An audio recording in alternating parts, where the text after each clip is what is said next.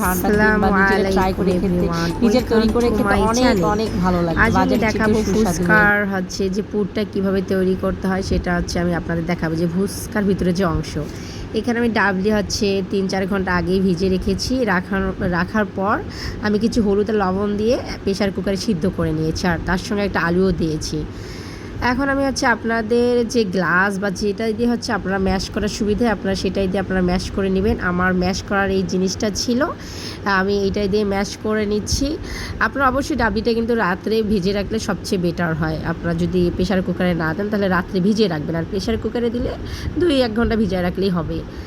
আমার ম্যাশ করা মেশিনটা দিয়ে আমি ভালোভাবে ম্যাশ করে নিচ্ছি, খুব ভালোভাবে ম্যাশ করে আমি নিচ্ছি, মানে বেশি ভালোভাবে নিব না, আমি আবার বেশি ফিনিশটা লাইক করি না।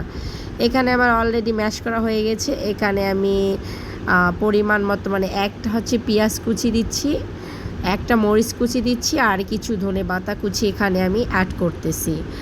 আর পেঁয়াজের কুচিটা একটু বেশি দিলেই সবচেয়ে ভালো হয়।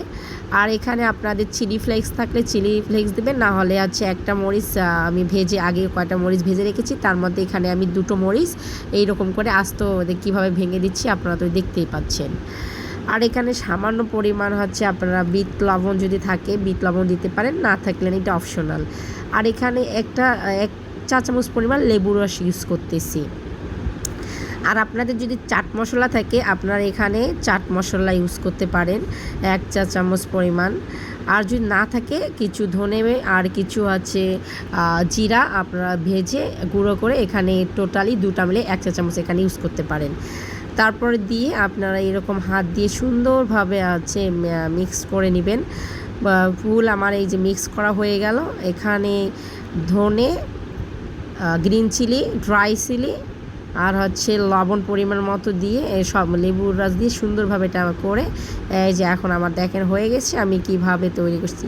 আর আমার এখানে লেবুর পানিটা কীভাবে তৈরি করতে হয় সেটাও আমার দেওয়া আছে, এখানে আপনারা দেখিয়ে নিতে পারেন চ্যানেলে। এই যে আমি সুন্দরভাবে এটা তৈরি করে আমার পুরটা তৈরি করে আমি সুন্দরভাবে পরিবেশন করলাম, খেতে অসাধারণ। আপনারা বাসায় এটা অবশ্যই ট্রাই করবেন। ভিডিওটি ভালো লাগলে সাবস্ক্রাইব করবেন। ভালো থাকবেন।